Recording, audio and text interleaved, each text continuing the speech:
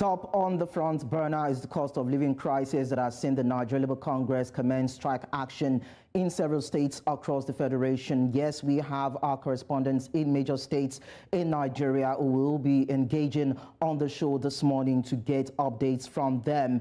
Still in Nigeria, foreign investors hit pause on Nigerian investment over volatile naira. And in southern part of Africa, South Africa's post-2024 budget analysis report, as presented by PwC, presents certain interesting concerns, and as time permits, we will be looking at those issues. This is Business Edge. I am Lekan Onabanjo. We start by bringing you our top business headlines from across the continent.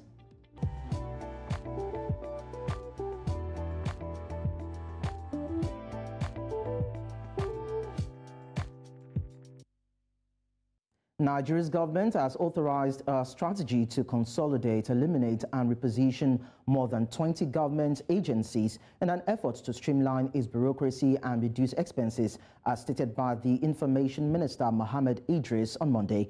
The issue of streamlining government bureaucracy in Nigeria has been a long-standing topic of discussion, with critics highlighting the overlapping responsibilities and redundancies among agencies. President Bola Tinubu has established a committee to ensure that necessary legislative adjustments are implemented within 12 weeks to fully execute the plan as detailed by the presidential advisor Hadiza Bala Usman. Despite being well received by investors, the reforms have faced opposition from unions who argue that they have resulted in escalating costs amidst high inflation. Staying in Nigeria, the nation's Minister of State for Petroleum Resources, Gas, Ekperikpe Ekpo, is scheduled to address the Invest in African Energy Forum in May. Minister Ekpo will present investment prospects in Nigeria's gas sector, focusing on exploration opportunities and infrastructure needs. He is also set to engage global investors in Paris, France. Nigeria's goal is to ramp up gas production to 5.5 billion cubic feet per day by the year 2030. And the IAE 2024 Forum in Paris will provide a platform for intensive engagement between African energy markets, global investors, industry experts, project developers and policymakers. Nigeria is planning a 2024 licensing round to attract investment in deep-water gas fields and has already secured commitments from companies like Shell and Chevron for upstream investments. Further details will be shared during the IAE 2024 forum. We also tell you that Kenya Power is set to finalize new power purchase agreements with independent power producers a year after the cabinet lifted a ban on such contracts, which was later vetoed by the parliament. Joseph Siro, the managing director of Kenya Power, stated that the cabinet lifted the moratorium, then the National Assembly imposed another ban. The cabinet had lifted the ban in February last year, arguing that it was essential to attract investment in the energy sector and ensure a stable power supply. However, the National Assembly blocked the move, commencing a lengthy inquiry into the high cost of electricity and methods to reduce prices. Furthermore, the thinning reserve margin in Kenya, which stood at just 4% last year, makes it crucial to onboard new electricity generators to prevent potential power rationing. Those are the business stories for you this morning. When we go on a break and return, we'll take you through market updates. Do stay with us.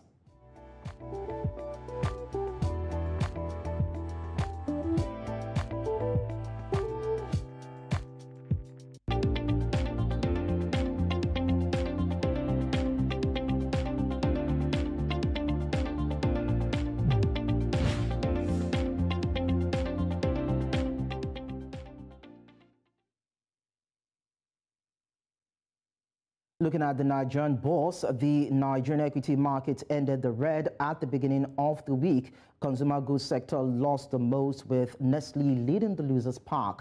Now, the all-share index closed at minus 0.09% drop. So at this time, we take a look at the numbers, starting with the all-share index.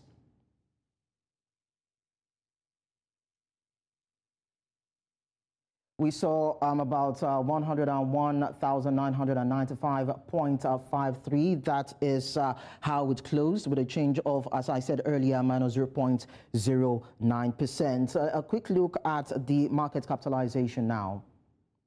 Yes, that's about 55.81 trillion naira closing. Looking at the capitalization of the markets, we just about minus 0.09% also. Let's quickly take a look at the top five price gainers for yesterday. Now, we see NASCON topping the chart, closing at about 66 naira. And Julie, for the first time in about a couple of weeks or days now, taking the second spot with about 2 naira 57 kobo. And of course, we see the percentage changes there, 9.83% for FBNH, 9.68%, and WAPIC and Darcom seeing a bit of change in about 8.96 and 8.86%. So we now look at the top losers for yesterday. Nestle tops the chart, closing at about 990 naira, seeing a percentage deficiency of about 10%, with Etana closing in with about minus 9.97%, Fitsin CWG, and Suna Assurance also seeing about 9.82% loss, 9.56% and 9.09%, closing about 15.6 and 1 naira in closing.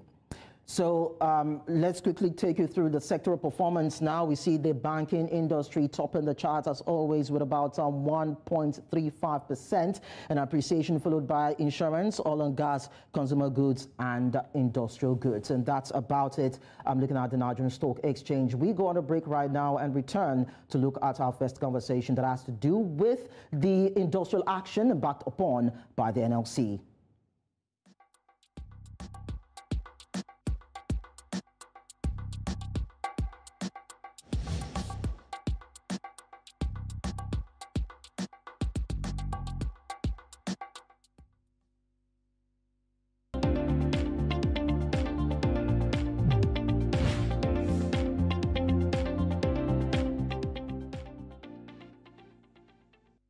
At this point, we want to let you know that the Nigerian Labour Congress and other affiliated unions have embarked on an industrial action across different states of the Federation. And this particular strike was declared as a result of the high cost of living, inflation, insecurity, and hardship being witnessed by citizens of the country. And as I told you earlier, we have correspondents in Lagos and in Abuja who have been monitoring the action. And we will be talking to Marvelous Obomanu in a couple of minutes, hopefully during the course of this show, while we'll have Marshal Ononye and Adeshewa Odushoga in Lagos also monitoring the exercise. But before we engage them, let's quickly take a listen to what the police formation in Lagos State had to say concerning the allegation that it locked up the office of the NLC in Lagos. The chairman has just denounced it, that there was something like that. It's all the figment of imagination by the enemies of this country. And we cannot do that. We can't act contrary to the law. We only went there to protect the civil society organization that protested us. And we give them maximum support, protected them, and it was seamless, it was peaceful. You can go and ask the members of civil society organization. So there was nothing like locking the... And then we just had the Commissioner of Police in Lagos State saying that nothing as regards the locking of the Labour Union office in Lagos as regards the rumors that went around. At this point, let's quickly talk to Marvelous Obomanu, who is in Abuja. Okay, before we get to Marvelous, we quickly talk to Marshal Ononye, who we understand is at Alausa Secretariat in Ikeja, Lagos State, to bring us updates. Marshal, of course, we know where you are right now. What updates do you have for us as regards the industrial action going on in Lagos State, in that particular axis anyway, where you are?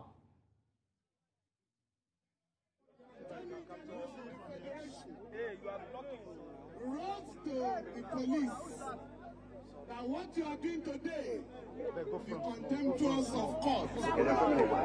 Okay, Commissioner. We reply the government. Wait now.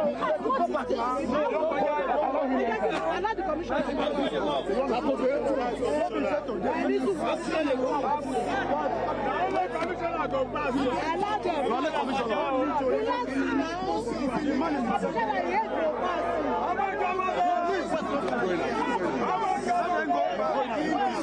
Let's go. Please,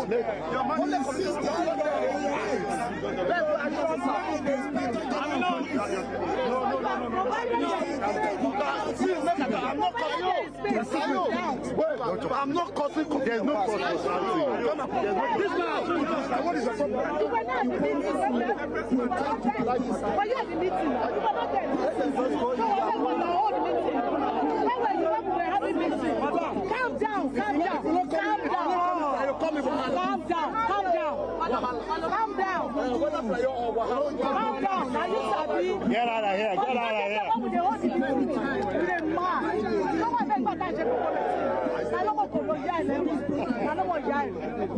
No, show one government announced its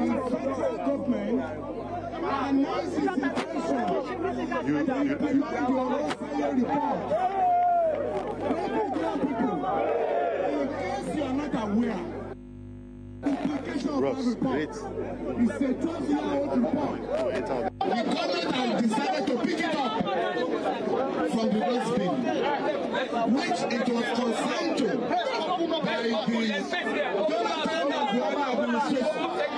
What the government wants to do, let Nigerian people, in implementing our report, not less than 100,000 workers will lose their jobs. We are therefore telling the government, we are saying to the government, if you want to reduce the cost of governance in Nigeria, it is not by implementing a one-sided report. Let me tell you, already agencies of government. Today, Nigeria has 1,316 ministries and parastatals. So where are you going to start from? So Nigerian workers must insist. Hello? Please, excuse me. Respect. Let us move back a bit here. Let us move back. The honorable members are here.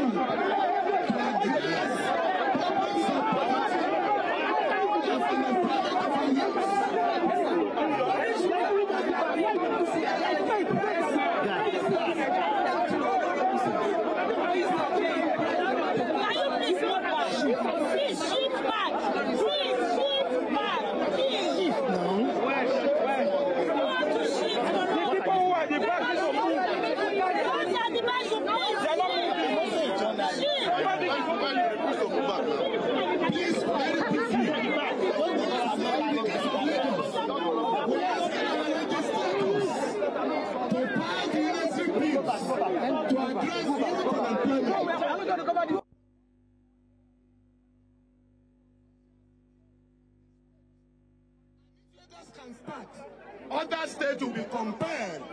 If you allow it from under. It must be on a permanent basis. And that is why a social security bill must be passed by the House in the interest of our people. Great Nigerian people. Great. Great Nigerian people. Great. As we have made clear today that this country belongs to all of us. You have shown that no force can prevent you from expressing yourself. Oh, yes. We therefore enjoin the leaders of the state to tell the governor personally, this is about the fourth time I have joined the protest here. Next time, which is tomorrow, the governor must be prepared to address Nigerian workers. Great Nigerian people. Thank you very much, madam. Thank you.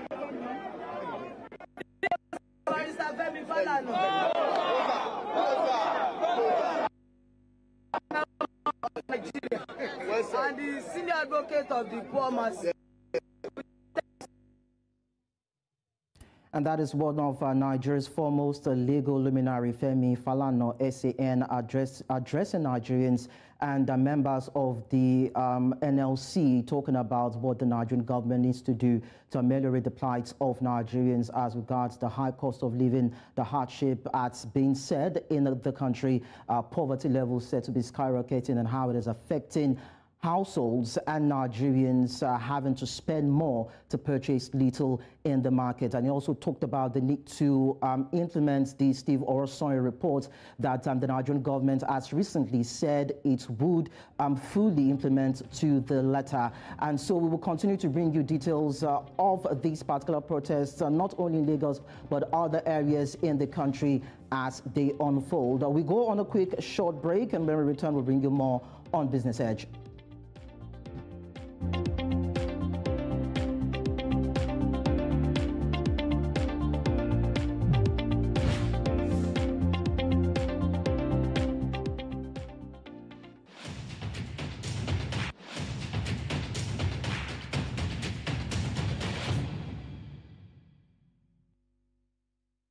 Let's quickly take you through international business stories. Asian shares had a sluggish performance on Tuesday due to slightly higher than expected Japanese inflation, causing investor caution ahead of upcoming price data in Europe and the US.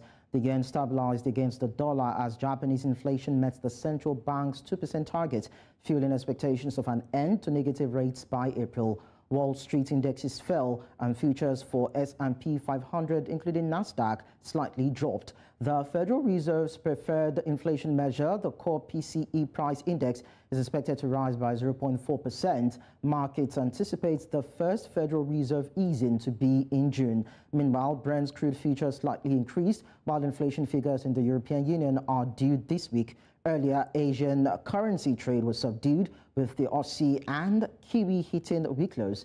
The euro and sterling remained steady, while Bitcoin rose sharply. Gold held at $2,032 an ounce. We also tell you that oil prices remained stable on Tuesday following Monday's gains due to Red Sea shipping attacks, which have heightened supply concerns. Brent crude futures slightly dropped to $82.52 a barrel, while U.S. West Texas Intermediate crude futures marginally increased to $77.59 a barrel. Analyst Tony Sycamore noted that shipping disruptions in the Red Sea have bolstered crude oil prices, counterbalancing the Federal Reserve's hawkish stance. Oil prices were also buoyed by signs of increased demand in China.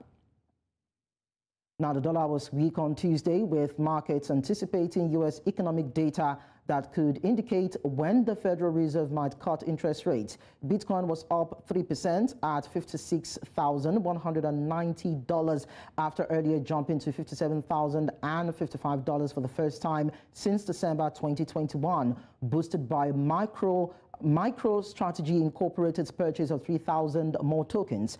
The yen strengthened after consumer inflation data exceeded estimates, suggesting the Bank of Japan might exit negative rates soon.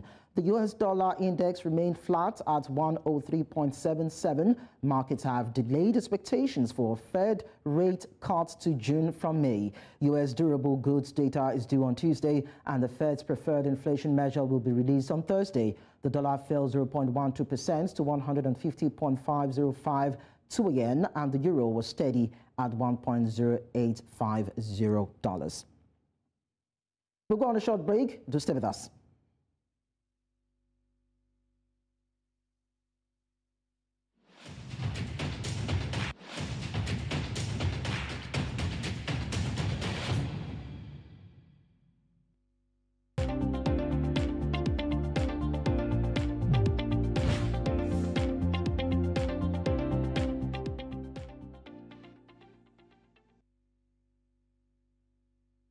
At this point on Business Edge, we'll quickly look at the issue around South Africa's 2024 budget as presented by the country's finance minister recently, Onabanjo, and a PwC report was released looking at certain issues as regards the budget and what can be achieved. So quickly, we'll talk to Christy Viljoen, who is the economist and senior manager at Strategy, PwC South Africa. Thank you so much for joining us. Now, let me quickly get your reaction. To what extent will the lack of personal income tax bracket adjustments impact the average household disposable income, considering various income levels and regional variations in the cost of living as presented by PwC?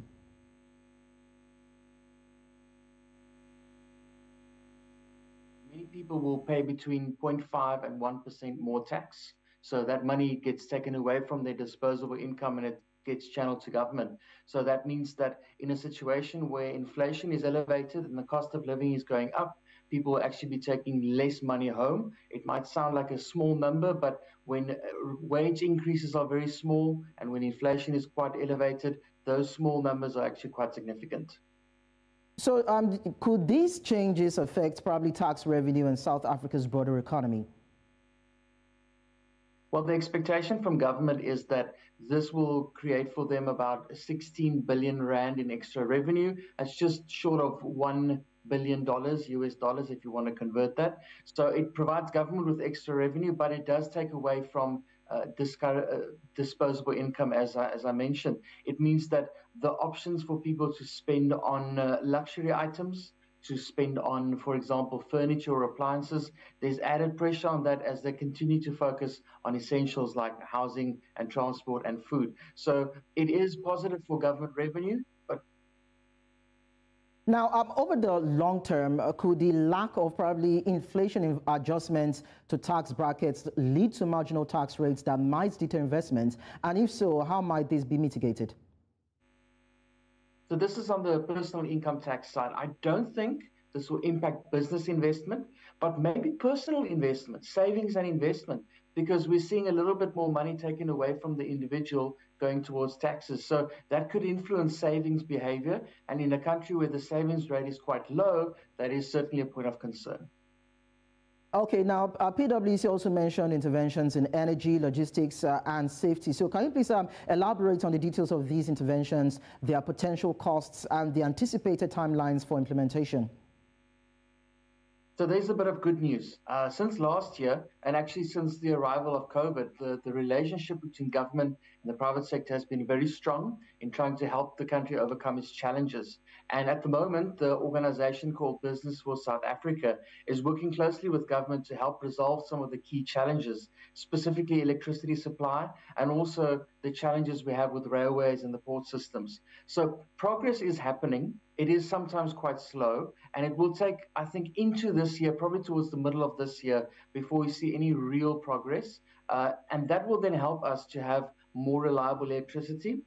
It will also allow us to move goods in and out much quicker during the port system. So it's something that's very close on the horizon, and we expect results very soon.